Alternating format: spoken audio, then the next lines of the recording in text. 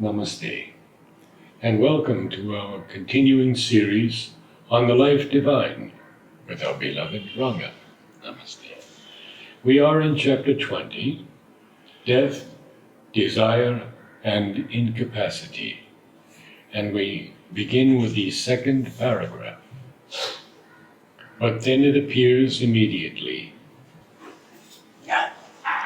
So, it's been a full week before we read that, so I'll do one thing. I'll say what he's saying in the first para in different words. Okay, so, from a look, this is my text, this is not Surendra's text. From a look at evolution, we have drawn the conclusion that matter holds life instinct in itself. Life evolves out of matter and itself holds mind instinct within itself. Mind evolves out of life and holds within itself supermind, instinct in itself. Supermind must therefore evolve out of mind in the next stage of coming evolution.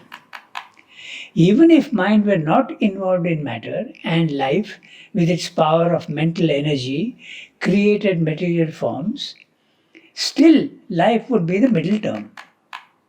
Okay, now we go to the next para.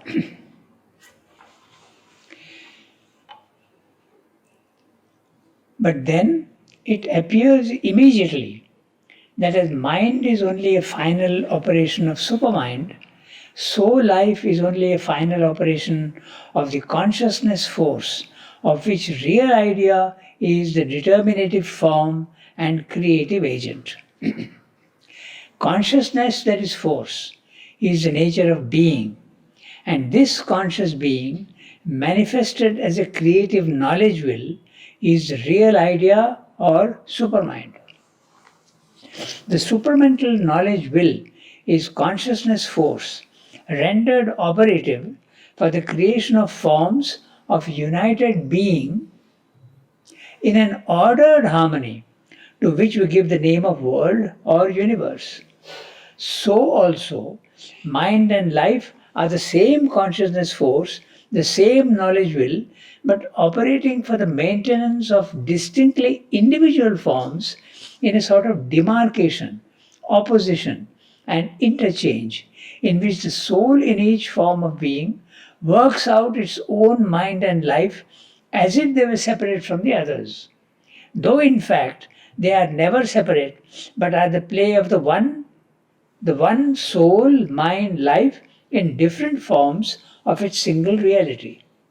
In other words, as mind is the final individualizing operation of the all-comprehending and all-apprehending supermind, the process by which its consciousness works individualized in each form from the standpoint proper to it, and with the cosmic relations which proceed from that standpoint, so life is the final operation by which force of conscious being, acting through the all-possessing and all-creative will of the universal supermind, maintains and energizes, constitutes and reconstitutes individual forms, and acts in them as the basis of all the activities of the soul thus embodied. Life is the energy of the divine, continually generating itself in forms as in a dynamo, and not only playing with the outgoing battery of its shocks on surrounding forms of things, but receiving itself the incoming shocks of all life around as they pour in upon and penetrate the form from outside, from the environing universe. We did read it last time, I remember now. But we can have a quick look at it. Okay, so the first part is quite clear, except that real idea what he's saying. But then it appears immediately that as mind is only a final operation of supermind, so life is also a final operation of the consciousness force, of which real idea is the determinative form and creative agent. Each word is important. So let's look at what he's saying. So, mind with an M cap He includes all the different levels of mind, right from the overmind, intuitive mind, illumined mind, higher mind, pure mind, vital mind, physical mind. He means all this, that's why he put the principle of mind. That is the final operation of supermind. Supermind, when it manifests itself, it becomes mind here at different levels. Okay? So similarly, life is also a final operation of the consciousness force. So he's talking here of the Satchidananda, but he says that the divine quaternary is Sat, Chit, Ananda and Supermind. He includes Supermind in the divine quaternary, yet he says that Supermind is the intermediate power between Satchidananda and spirit and matter. But he includes it in the divine quaternary. So Supermind has become mind, Sat has become matter, that he will take up in another chapter. Chit Shakti, consciousness force, has become life. So when we think of consciousness force, we don't think of it as life, but it is exactly that, life here. But again, we must be careful, it's the principle of life and not life as we understand it. We understand life to be something living with life in it. When it moves, it eats, it breathes, it reproduces, it sleeps, it wakes. This is what we understand by life, but that is not life. Life is the principle of force, Shakti. It manifests itself in this way. So you have to think of it. Even the storm is consciousness force. Even the typhoon is consciousness. Even the waves coming is consciousness force. The river flowing is also consciousness force. Living creatures also are consciousness force. So when Sri Aurobindo wrote this, in what year did he complete it? Life Divine. It came out first in the Arya. So he had already put the supermind on the same plane of the quaternary. He wrote this in Pondicherry, if you remember, and he was, when he came to Pondicherry in 1910, he already had the idea of the supermind from Vivekananda, in jail. In jail. When he was in jail, he came and he explained everything about the superconscience. So Sri Aurobindo had a theoretical idea of he had the idea of the higher planes of consciousness even in Baroda. When he had the nirvana experience, he had the idea of the supermind. But supermind as such was told to him first theoretically by Vivekananda. So, anyway, so this much is clear. Supermind becomes mind, Sat becomes matter. He has not said that, he will say that later on. Chit Shakti becomes life as we understand it here, and Ananda becomes a psychic being. This is the correspondence between he has not yet said that, but if you say that, it becomes clear to what we are understanding. Then he is going into a little more detail. He is saying, so life is the final operation of consciousness force, of which a real idea is the determinative form and creative agent. So consciousness force is a universal principle, but the real idea, the conception of what that consciousness force which is universal will become in the world and take different forms, that's a real idea. That's why he's saying determinative form. The form gets determined, the form of life, whether it's a cat or a dog or a bear or a human being or an insect or a plant, the real idea creates. It is a formative, it is the form creating power, determinative form and creative agent. That's what he's saying. So the real idea in consciousness force determines what I will create, and it creates it. Determinative in the sense that the form is determined. Form takes a definite shape. This will be this form, this will be that form, this will be a plant, this will be an animal, this will be this sort of animal. That's it. So the real idea in consciousness force does that. And this has been since the beginning of creation. Yes, exactly. Which is steady inside the movement. Gati mein sthiti, sthiti mein gati. Yes. Okay. So of which real idea is the determinative and creative agent. Consciousness, that is force, is nature of being.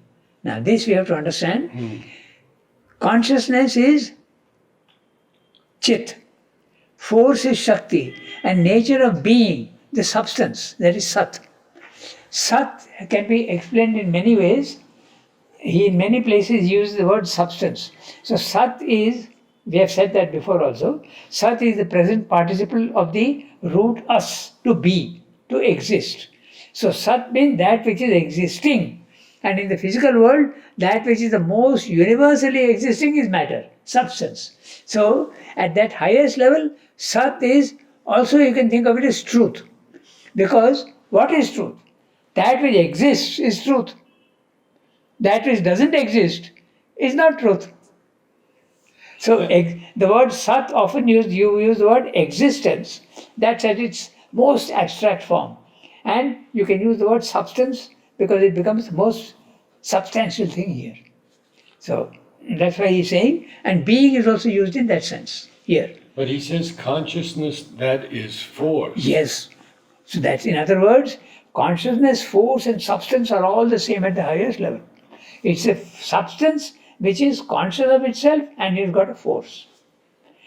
It can mold itself into, that's why I like to explain it to the children in this way. Think of a substance. When you think of a substance, you think of it as something hard, and so think of a granite block which has the power to, it is conscious of itself, this granite block. It has the power to mold itself into any form it wants.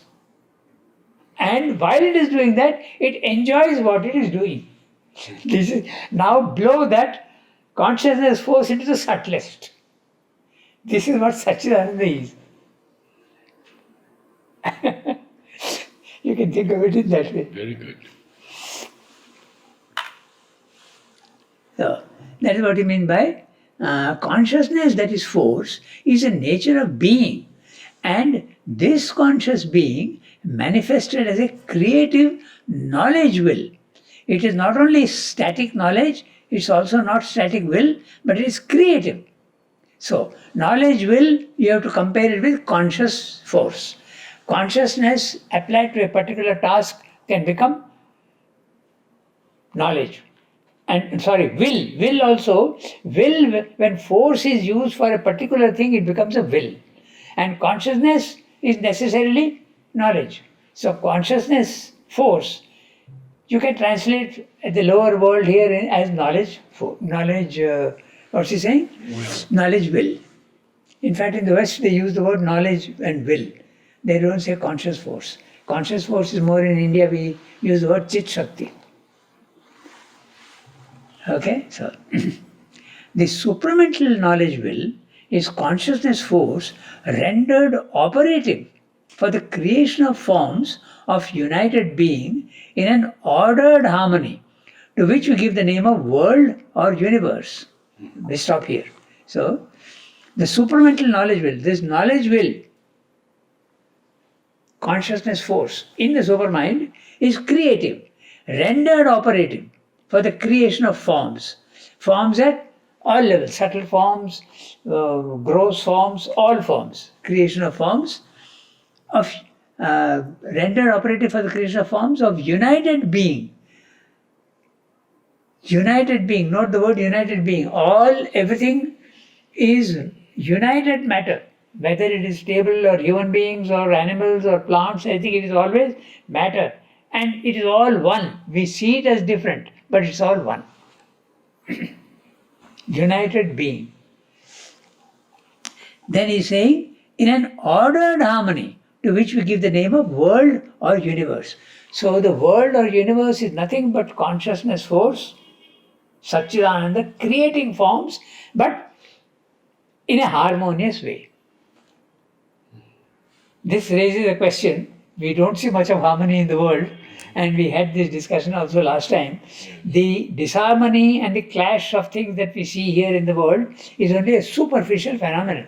What he calls phenomenal. It's a phenomenon because the waves on top of the sea, they seem to be very, very chaotic and very stormy, but deep underneath there is total harmony. So the harmony is there. If we raise our consciousness to a certain level, we will see the harmony behind this apparent clash. But Sri Aurobindo also mentions that he is not too sure that this civilization is going to last.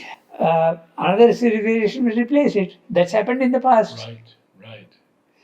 So this civilization disappearing and appearing and all that is part of the phenomenon of the dynamic world. Mm-hmm. And that's a process of the dynamic world is evolving. And so it can throw out. Atlantis was thrown out. There are other creations also which are thrown out. We know so many things now. Pompeii was destroyed. Yes. Dwarka went under the sea.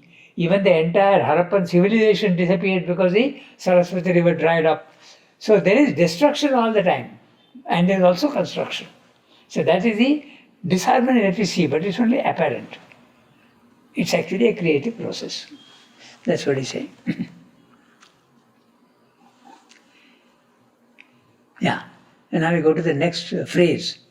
So also, mind and life are the same conscious force, the same knowledge will, but operating for the maintenance of distinctly individual forms in a sort of demarcation, opposition, and interchange in which the soul in each form of being works out its own mind and life as if they were separate from the others. So also, mind and life are the same consciousness force, the same knowledge will, but it is creating distinctly individual forms. Those individual forms can be material, they can be vital, they can be mental. There are mental forms, there are vital forms, there are physical forms, all distinctly separate. And in each one, there is a soul which is occupying these forms. And what is that form doing? What is the soul doing? It is creating,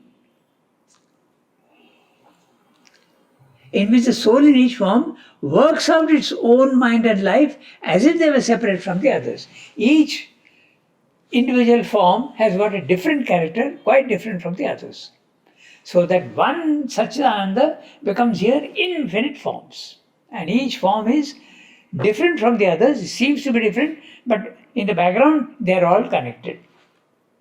This connectedness, we have to see, all is matter.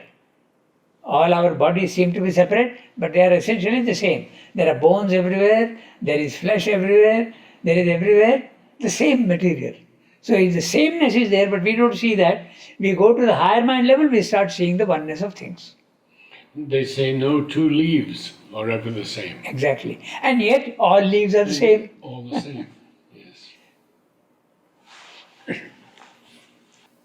Yeah. In other words, as mind is the final individualizing operation of the all-comprehending and all-apprehending supermind, the process by which its consciousness works individualized in each form from the standpoint proper to it, and with the cosmic relations which proceed from that standpoint, so life is the final operation by which the force of conscious being, acting through the all-possessing and all-creative will of the universal supermind, maintains, energizes, constitutes and reconstitutes individual forms and acts in them as the basis of all the activities of the soul, thus embodied. Huge sentence with this a lot of phrases included in it. So, in other words, he's saying the same thing in other words. As mind is the final individualizing operation of the all-comprehending and all-apprehending consciousness, supermind. This all-apprehending and all-comprehending we have discussed. All-comprehending means it's a consciousness which includes everything in itself. The many in the one, that's the comprehending consciousness. And the other one is the apprehending consciousness. The divine consciousness goes into each thing and occupies each form. That's the apprehending. This is the nature of the supermind. It's got both. It can do this, it can do that. Okay, so then he's saying the process by which consciousness works, individualized in each form from the standpoint proper to it. In other words, each form that it is making has got its own distinct character. So from the standpoint proper to it, it develops relations with the universe and with others. That's what he's saying. Um, if- by which its consciousness works individualized in each form from the standpoint proper to it. So it will behave and its relations with others will be according to its own nature from the standpoint proper to it. You will behave in a different way, he will behave in a different way, even each plant will behave in a different way, each insect also will behave in a different way. And all are valid. That's the whole point. From its own standpoint, it is valid. From the standpoint proper to it. And with the cosmic relations which proceed from that standpoint.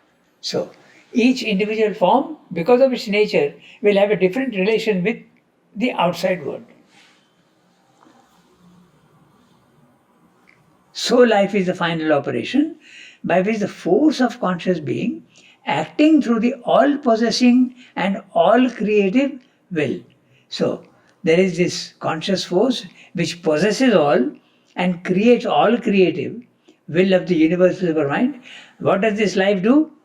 It maintains each form that is created, it energizes each form that is created, it constitutes and reconstitutes individual forms and acts in them as the basis of all the activities of soul thus embodied. In each form there is a soul which is embodied and it is acting. Life is energizing it.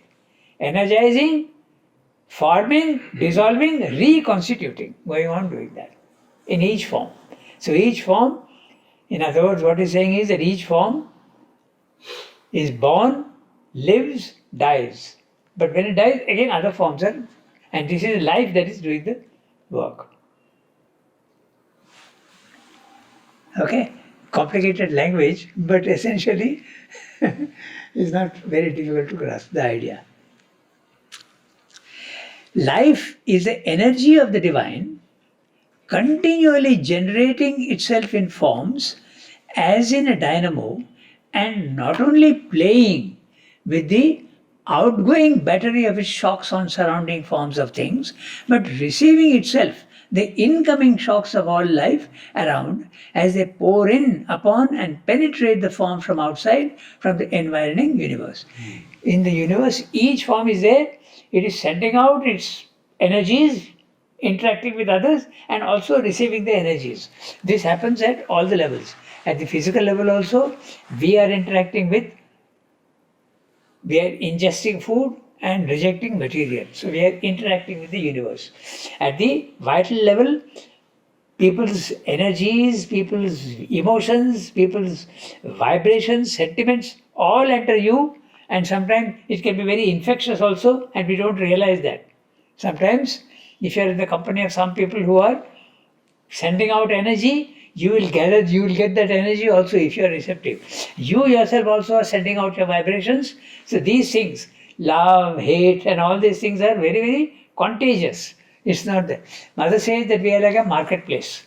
We are constantly receiving things and they are going out, but we're not conscious of it. But when you go to the higher mind level, you become conscious of it. You become conscious. I'll tell you an interesting image which actually illustrates this point. In fact, there were two images. One image is someone has a house. Okay, he has gone out and he has locked the house. But when he comes and opens the house, he sees that there is a wild party going on inside and he doesn't know a single one of them. This is the image that illustrates what Mother is saying about this. That you are open to all the sentiments and vibrations of everybody and they are coming into you. So this person gets furious and says, what the hell, this is my house, get out. But they don't care, they're going on making money, having a big party inside the house. Or there can be another image also. These are images that come to explain to you this fact. At night, you have a house and the house also has got a big garden. But suddenly one gets up in the middle of the night and sees that all sorts of people are crossing the garden. All sorts of people. Why are they coming through my garden? They have no business to come through my garden, but they are coming. They don't care whether it's your house or somebody else's house, but they are coming. This is what actually happens. Material is coming into you, going out of you. Vital vibrations are coming into you, going out of you. Thoughts are coming into you from outside. Srivendra uses very interesting words. I'm saying this because this is what he's saying, the battery of shocks. Thoughts can come into your mind in three ways. Just like a country imports raw material and converts them into finished products, raw material of others' thoughts come into you and you can give it a form. In synthesis, Renzo says this. Then he says sometimes if India is not wanting raw material but parts, you get the parts and assemble the parts here. So semi-finished thoughts can come into your mind and you will give them a final and it goes out. Or you can import fully manufactured cars or whatever you want. So that also can come. A fully formed thought can come into you and you think that it is your thought, it's not your thought. In the synthesis, he has described this very clearly. So this is how there is constant interchange between the individual form and the universe around it. Now you read that sentence, you will see what he's saying. That's exactly what he's saying. See, he's saying, life is the energy of the divine, continually generating itself in forms as in a dynamo, and not only playing with the outgoing battery of its shocks on surrounding forms of things, but receiving itself the incoming shocks of all life around as they pour in upon and penetrate the form from outside, from the environing universe. This is exactly what he is describing. Here he has told you in very abstract words, but in synthesis he has made it very, in fact he has used this industrial image, importing of manufactured products, semi-finished products, raw materials. Okay, so this is what life is all about. Constantly sending out vibrations, receiving vibrations. This phenomena is also, we know, that sometimes we are in the company of somebody who is a very, very energetic person and he is all the time radiating energy, you feel also re-energized. But you can be in the company of somebody who is actually sucking energy from others and you will feel your own energy absolutely depleted. You will feel yourself exhausted. That can also happen. Very true. So, we read the next para. Yes. In this view, life appears as a form of energy of consciousness, intermediary and appropriate to the action of mind on matter. In a sense, it may be said to be an energy aspect of mind when it creates and relates itself no longer only to ideas but to motions of force and to forms of substance. But it must immediately be added that just as mind is not a separate entity but has supermind behind it, but has all supermind behind it, and it is supermind that creates with mind only as its final individualizing operation, so life also is not a separate entity or movement but has all conscious force behind it in every one of its workings, and it is that conscious force alone which exists and acts in created things.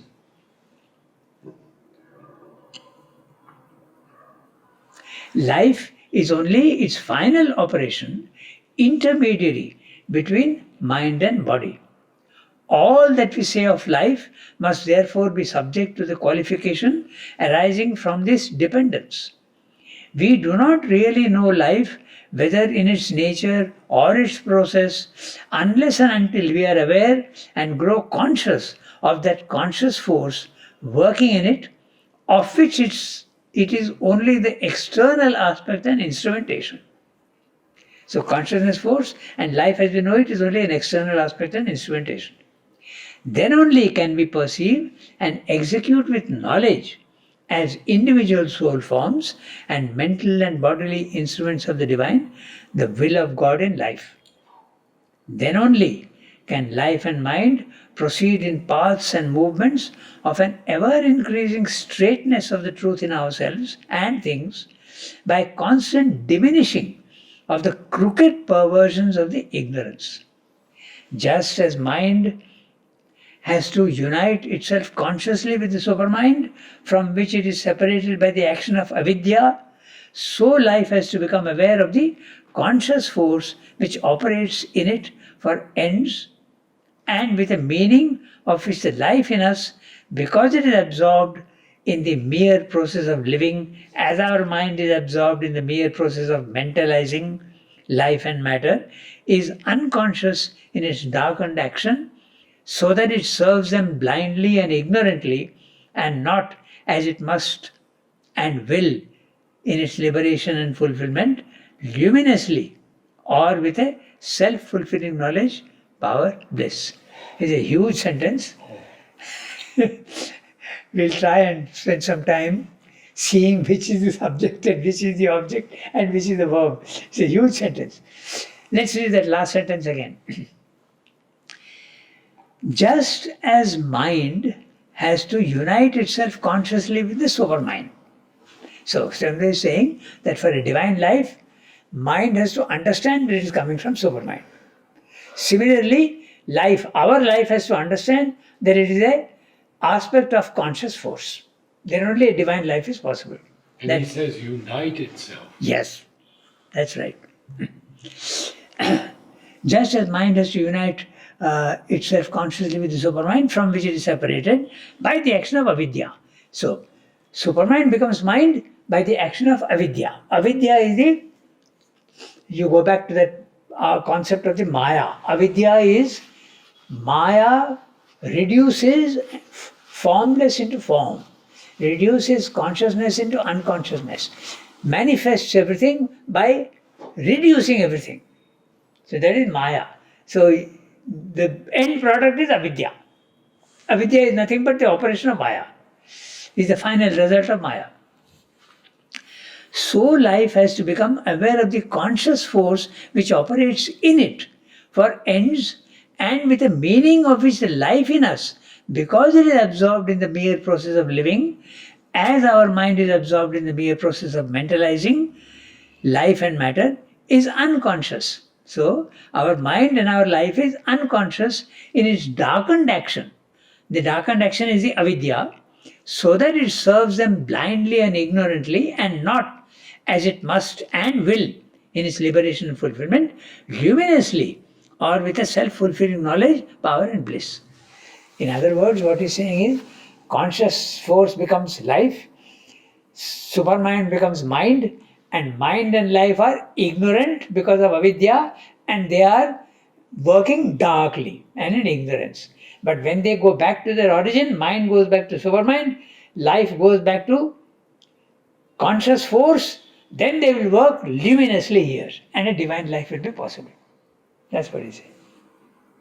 But so long as life does not understand that it is consciousness force, so long as mind does not understand that its origin is supermind, you will be in darkness and ignorance. And avidya will be the result. That's what he's saying.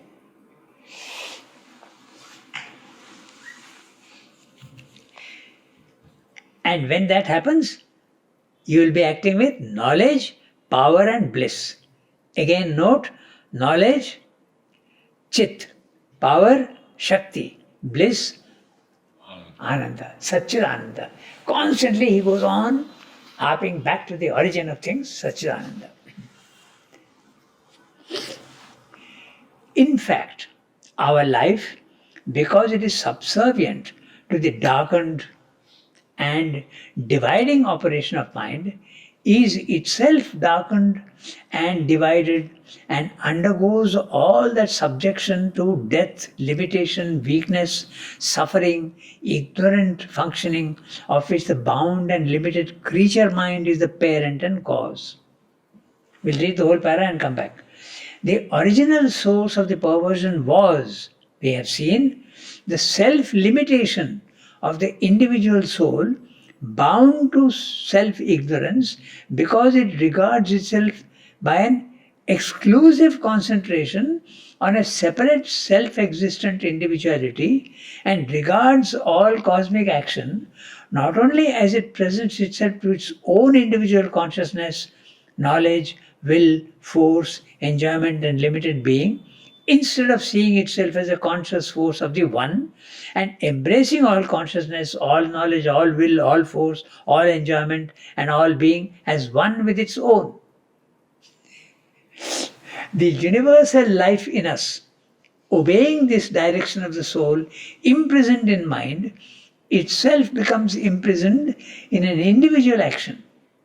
It exists and acts as a separate life with a limited, insufficient capacity, undergoing and not freely embracing the shock and pressure of the cosmic life around it. Thrown into the constant cosmic interchange of force in the universe as a poor, limited, individual existence, life at first helplessly suffers and obeys the giant interplay with only a mechanical reaction upon all that attacks, devours, enjoys, uses, and drives it. But as consciousness develops, as the light of its own being emerges from the inner darkness of the involutionary sleep, the individual existence becomes dimly aware of the power in it and seeks first nervously, then mentally, to master, use, and enjoy the play. This awakening to the power in it is the gradual awakening to self. For life is force, and force is power, and power is will, and will is the working of the master consciousness. Life in the individual becomes more and more aware in its depths that it too is the will force of Satchidananda, which is master of the universe, and it aspires itself to be individually master of its own world. To realize its own power and to master as well as to know its world is therefore the increasing impulse of all individual life. That impulse is an essential feature of the growing self-manifestation of the divine in cosmic existence. Huge para and complex language. We'll try to get behind the language and see what he's saying.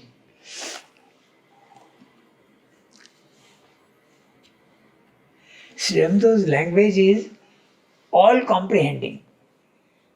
And we have to sort of reduce the universal type of meaning that he's giving to individual examples we have to give ourselves, then we understand what he's saying. Because his knowledge is always cosmic. He's always, in fact, he is very fond of one word he found somewhere else and he says, I like that word, global. His vision of things is global. And that's why he goes on, his sentences also become like that, complex. So, we'll see what he's saying here and we'll see that global aspect also of what he's doing. In fact, our life, now he's saying our life, because it is subservient to the darkened and dividing operations of mind. So, let's get this straight. It is mind that divides and darkens. It is the principle of division. It starts right at the overmind, the division. But when it comes down to us, the division is almost full. In the beginning, it is not a division, it's a demarcation. He has used the word earlier, if you remember. If you, at the overmind level, if you want, or slightly, the potentiality for division is there. But it is only demarcated. It's like, if you want to take the difference between demarcation and division, you take a picture. And I want to make a jigsaw puzzle out of it. So I mark out with a pencil all that I am going to cut out the pieces. That is demarcated.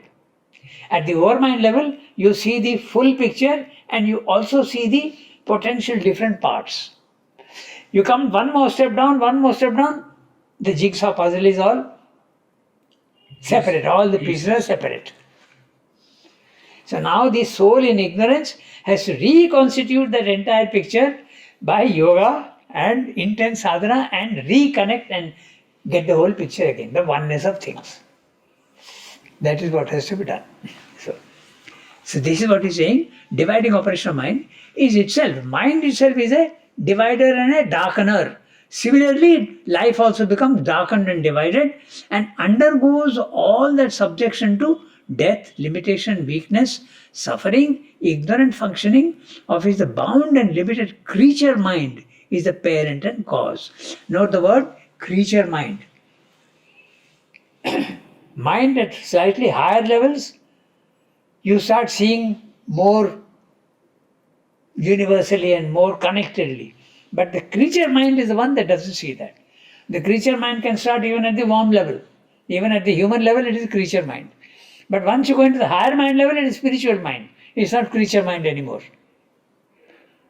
Creature mind, insect mind, animal mind, human mind, creature mind. But above that is not creature mind anymore. It becomes more universal. So, is the apparent cause and parent and cause.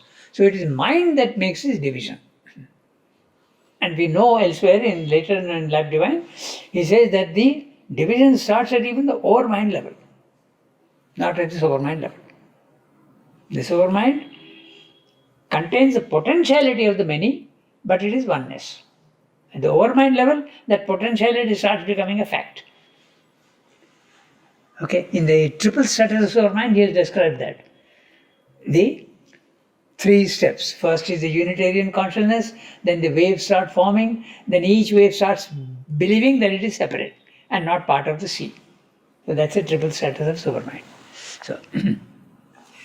So when it gets divided, there is automatically subjection to death, limitation, weakness, suffering, ignorant functioning of his the bound and limited creature mind is the parent and cause. We can ask ourselves, why should division create suffering, limitation? Because when the one is becoming infinite different types, there can be contradictory natures in each one.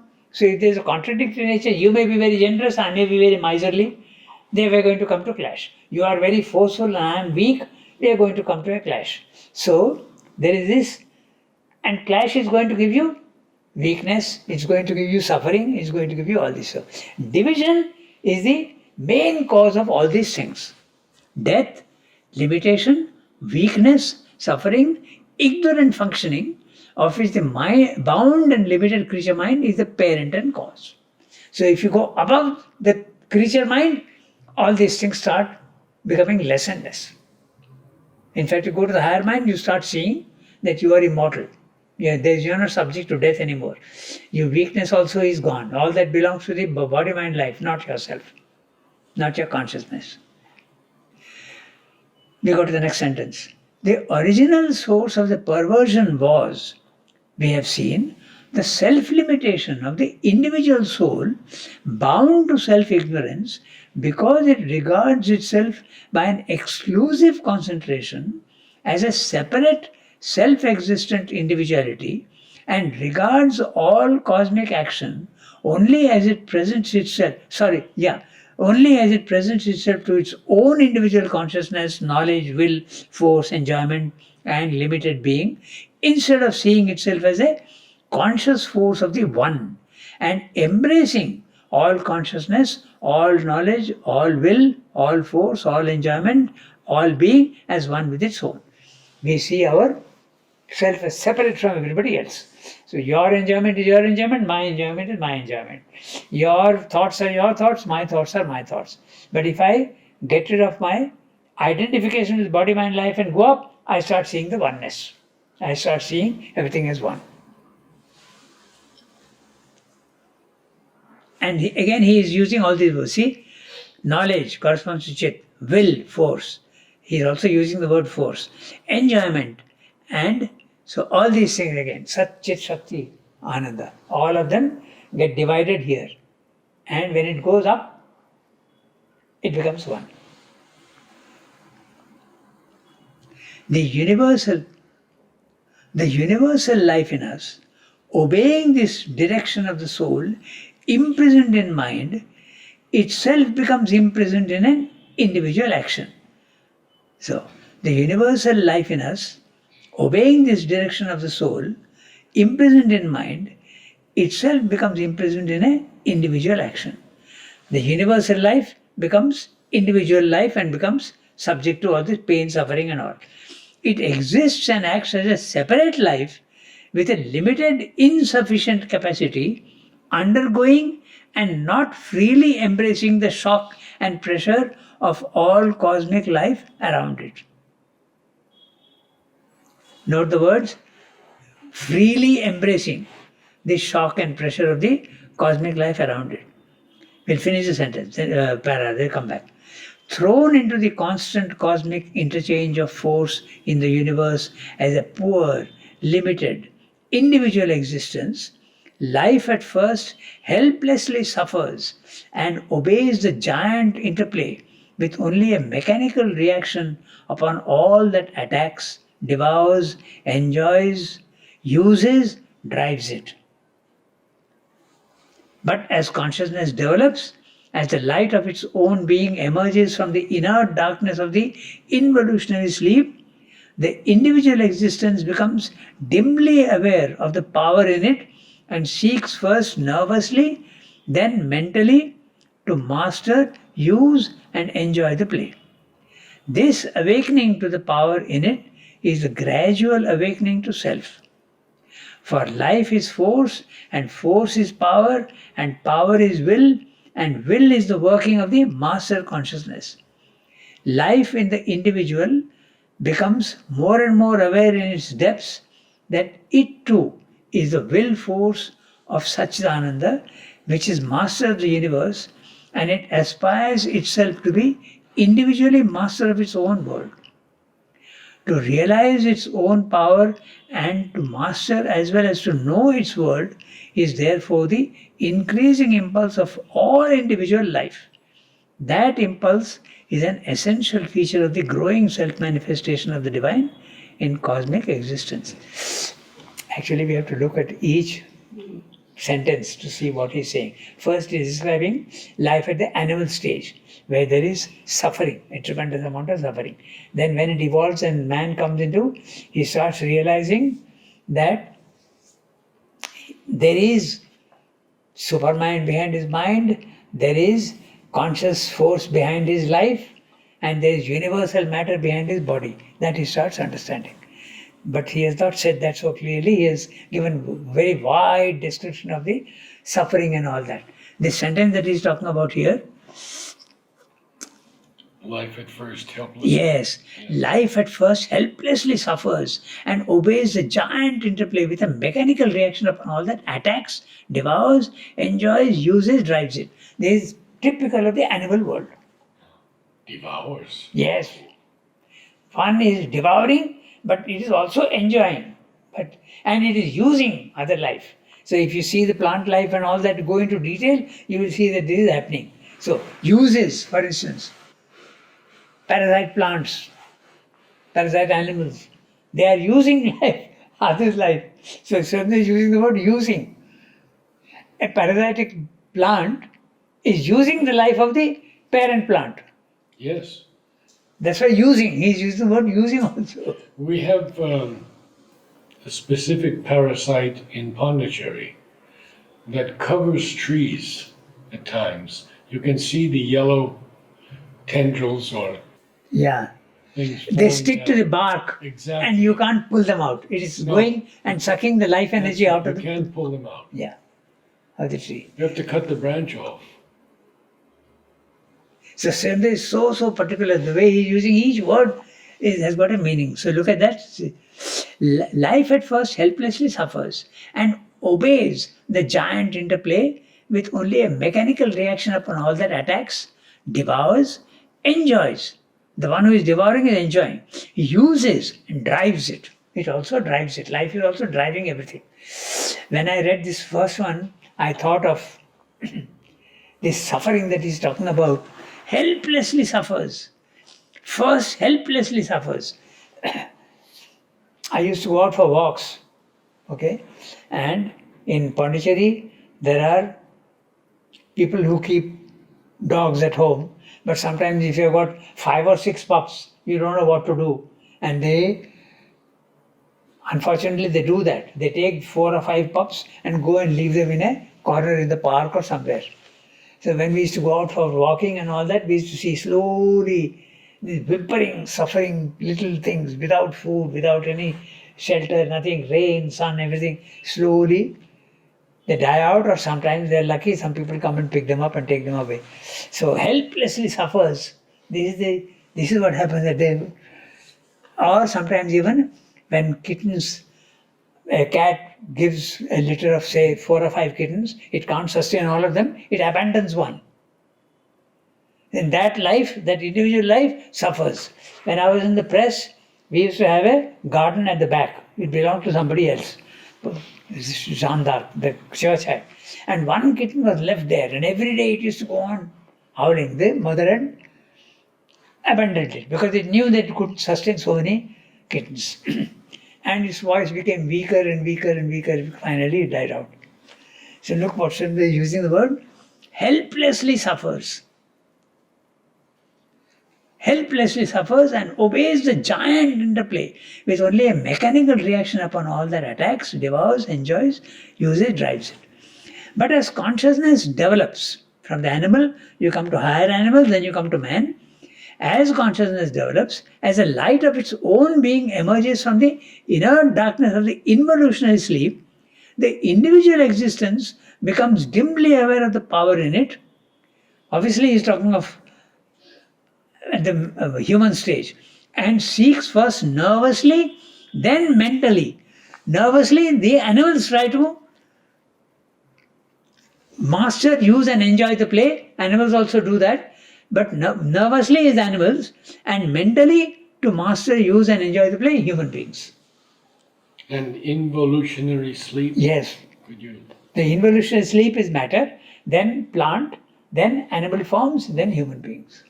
So the involutionary sleep in matter, consciousness force is there, slowly awakening.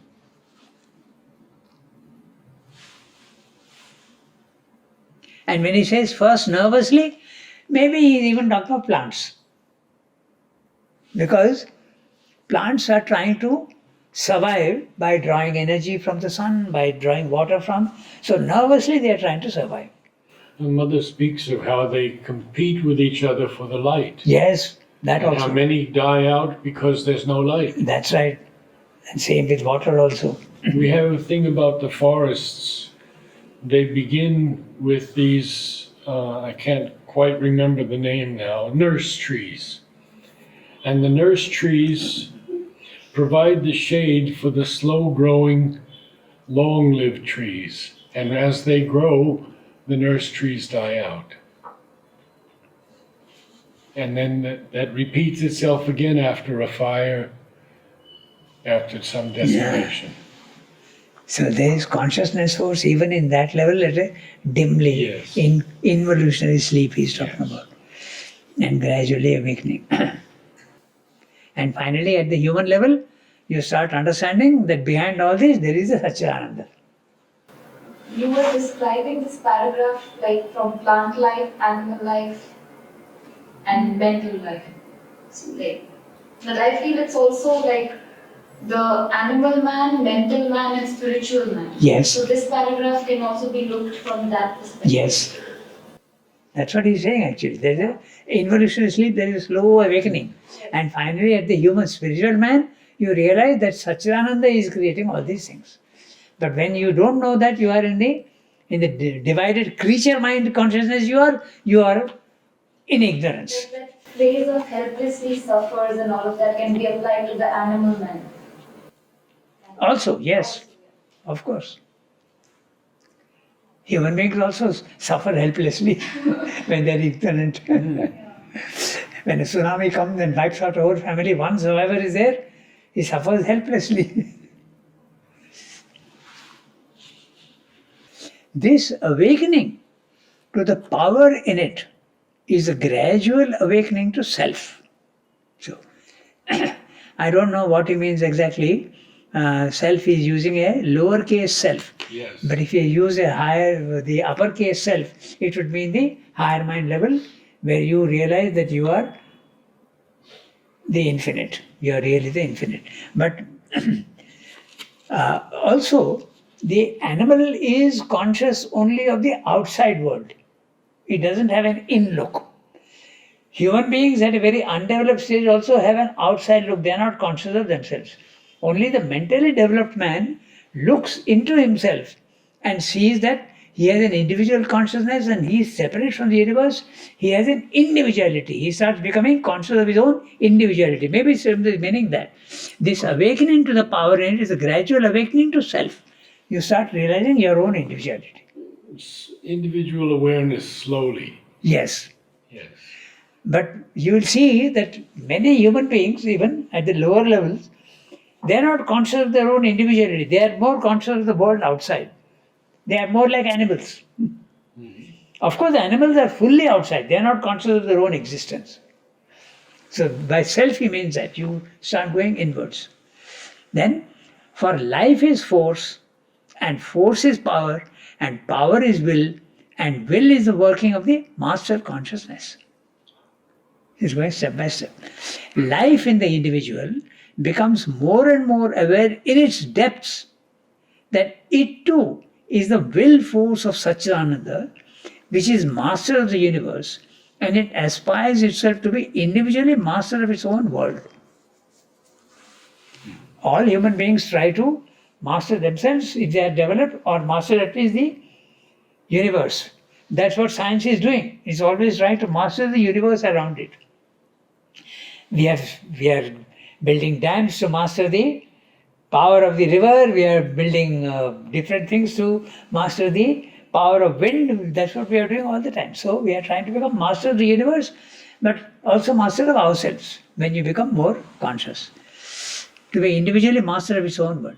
To realize its own power and to master as well as to know its world is therefore the increasing impulse of all individual life.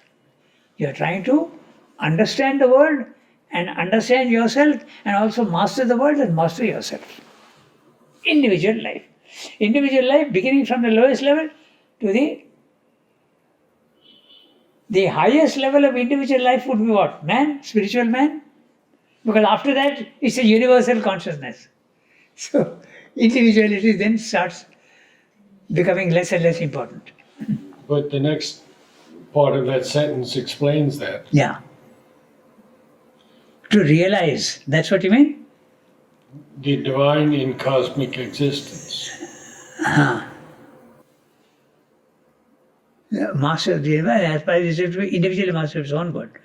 To realize its own power and to master as well as to know its world is therefore the increasing impulse of all individual life. That impulse is an essential feature of the growing self-manifestation of the divine in cosmic existence. Like individuality will then change to conscious individuality, like a fully conscious individuality. It will Yes. diminish itself fully, right? The individual becomes cosmic. Individuality remains, ego disappears.